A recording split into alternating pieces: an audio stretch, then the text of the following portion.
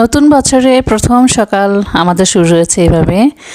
গত 2 দিন ধরেই বেশ আবহাওয়া খারাপ ছিল, কিন্তু আজকে সকালবেলা দেখলাম একদম স্নোময়।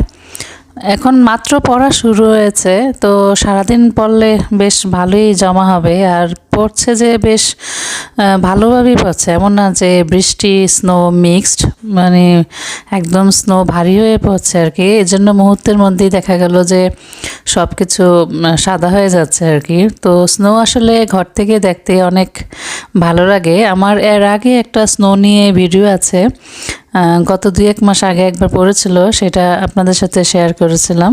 সেটা দেখতে পারেন যে স্নো পড়ে কী অবস্থা হয় সবার।